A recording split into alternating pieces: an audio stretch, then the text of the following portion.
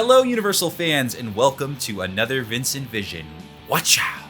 In today's video, I want to talk about the most controversial rides at Universal. Whether it be new rides that took the place of existing fan favorites, or rides that are just plain bad. Universal doesn't always stick the landing right at the beginning. Let's get started.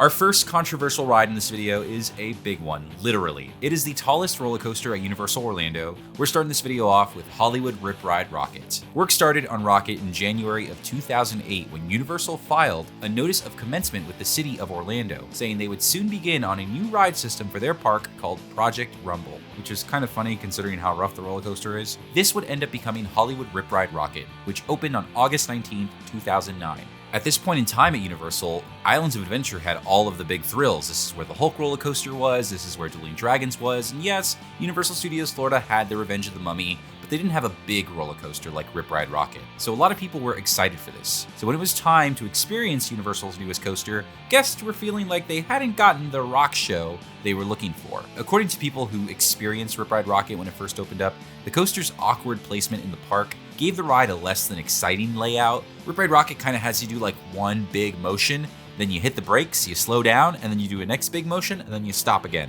It really kills the pace of the roller coaster, and even since its opening in 2009, the roller coaster was, and still is, very, very rough. This is probably the roughest, shakiest roller coaster at Universal. The ride itself is also very unreliable. It's usually the first coaster to close at the park for like the slightest change of weather, and it's had some pretty prolific breakdowns, including one in 2013 where riders were stuck on the top of the lift hill for over 2 hours. But don't worry, nobody was hurt, it was super safe. This ride does have some positives though. It has a unique and thrilling vertical lift hill, and being able to pick a song to listen to while you ride the roller coaster does add a layer of fun. And even then with the music, there used to be 30 songs that you could pick from, not including the secret menu.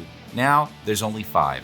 Despite whatever you think about Rip Ride Rockit, Universal has just announced that it will be closing in September of 2025. So whether you like Rip Ride Rockit or not, you should try to get one last ride in on this problematic roller coaster before it goes away forever. Now, this next one is a personal one for me because for as great of a ride as I think it is, I can't help but be a little mad that it replaced one of my favorite rides ever built by Universal. And that's where the controversy lies for Harry Potter and the Escape from Gringotts, and really the whole of Diagon Alley. Way back in 2007, Universal announced that Harry Potter would be coming to their Islands of Adventure park.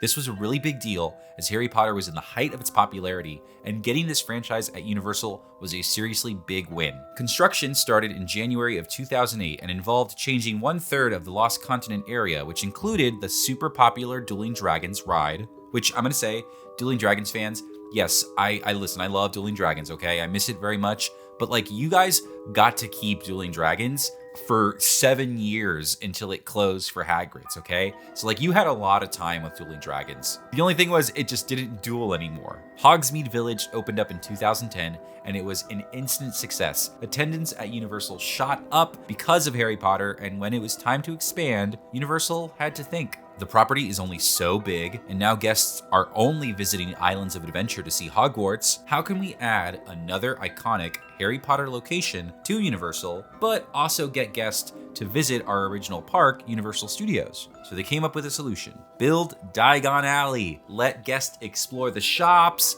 visit Gringotts Bank, and connect the 2 Harry Potter lands with the Hogwarts Express. This was a master move, and obviously this would be a super success, but the law of equivalent exchange states that something of equal or greater value must be given up. And that, my friends, was the legendary Jaws ride. My favorite Universal ride. I miss it terribly. A ride that has been with the park since 1990 and entertained millions of riders before it closed in 2012 to make way for Harry Potter. I can go on and on about why this ride was wonderful and important to the park, so whenever this ride was announced to be closed, a lot of people took it to heart. I don't think there's a Universal fan who still doesn't miss Jaws, and I think about it all the time whenever I'm in Diagon Alley.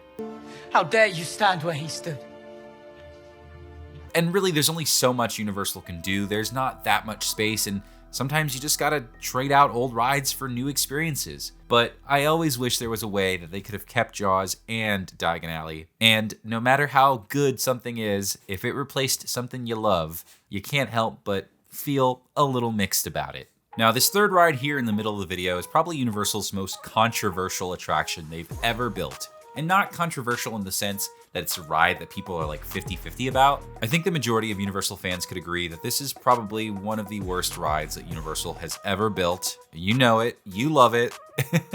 It is Fast and Furious Supercharged. Fast and Furious Supercharged was first announced for Universal Studios Florida in 2015.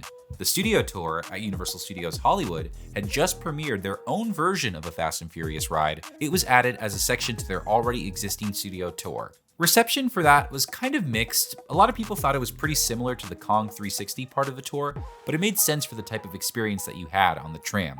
Though I never got to experience it, they actually used to have a Fast and Furious section where cars would dance on mechanical arms, and honestly, I don't know what I'd prefer to see on the studio tour now. So when construction began at Florida, people were hopeful for a bigger and better experience. A lot of the opening day Universal Florida rides came from segments of the studio tour. Things like Jaws, Earthquake, King Kong. In 2016, before Fast and Furious opened, Islands of Adventure had just gotten Skull Island Reign of Kong, which was that very similar idea of getting something from the studio tour and making it a full-fledged ride. And that kind of had some mixed responses as well when it first opened up, but at least it brought something new to the table. They added show scenes, there was a big King Kong animatronic at the end. So when Fast and Furious opened in 2018 and it was the exact same ride as the tram tour, people were pretty disappointed. And okay, I'll be fair, there were some scenes added to it. There was a black hallway with lights that made it look like you were in a tunnel. You got to go down a street and see some cars from the movie. But the ride itself was pretty much the exact same thing as the tram tour, where you got in a big old tram, there was screens in the side, and it just shook you around. The ride was also super short. It was just a super underwhelming experience, and it is the most negatively reviewed ride at Universal. In fact, when I was looking up facts about Fast and Furious to make this video, I saw that the ride actually had a 2-star rating on Google, which I didn't know rides could get reviews. I thought that was just for like restaurants and stores. People made YouTube videos about how bad the ride was, kind of like this one now. And it was so negatively reviewed that originally it was planned to be part of Universal Studios Beijing, but they actually canceled it because of all the negative feedback. I think if you polled 50 people in the park and you said, hey, what's the Fast and Furious ride gonna be like? They would say, well, it's gonna be a roller coaster. Oh, it's gonna be a really fast ride where you're doing twists and turns.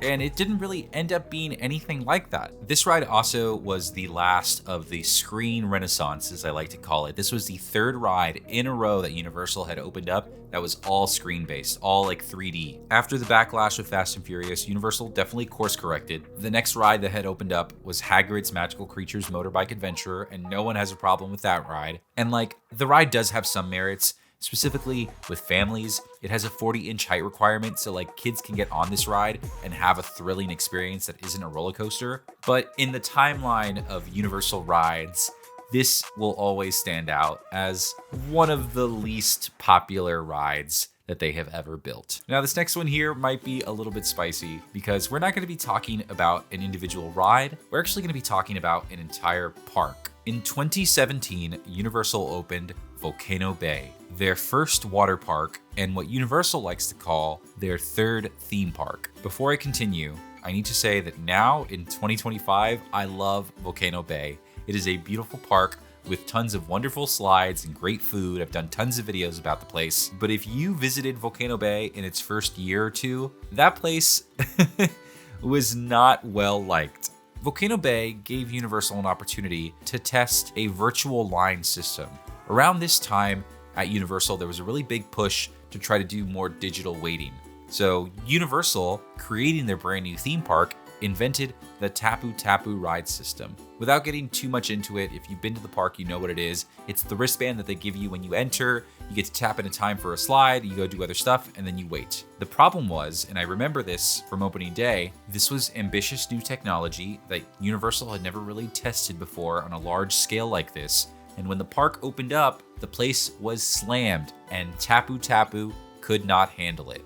If you use the Tapu Tapu system now, you can only get in line for one ride at a time, but that was not the case when the park first opened up. On opening day, you could queue up for 2 rides at a time, and because of that, virtually, you were doubling the attendance of the entire park. And certain slides would have 3 or 4 hour waits, some even more, which did not normally happen at a water park. This is the first time we were seeing Harry Potter level style waits for a water slide. And Universal also had to kind of teach visitors that this wasn't a regular water park where you couldn't just get in line up the stairs and go. You had to wait on your Tapu Tapu, which is fine and dandy for maybe 30 minutes, but people were waiting hours and hours. The park also just wasn't ready to open. Areas of the park were still getting worked on as guests were there, and slides were breaking down all the time, including some of the most popular ones like the Krakatoa Aqua Coaster, which only inflated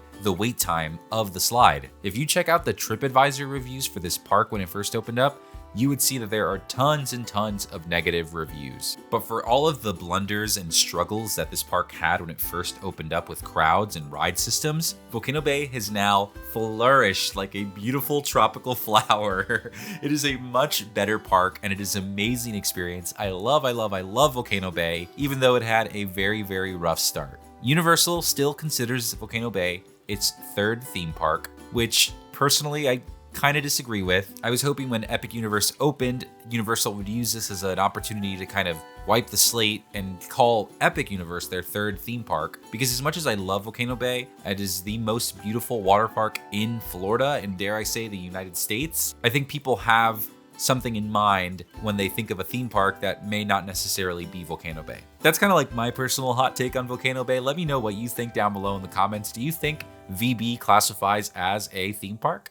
Now, this last one is one of the newest Universal rides that people have a lot of mixed opinions on, and while technically, at the time of recording this video, it is not at Universal Orlando, it will be very soon. I am talking about what is going to be one of the biggest rides over there at Epic Universe, Mario Kart Bowser's Challenge. We first found out about the Universal and Nintendo partnership all the way back in 2015, and it was a really big deal. This was the first time a major theme park would be collaborating with a video game company, and it also happened to be one of the biggest on top of that.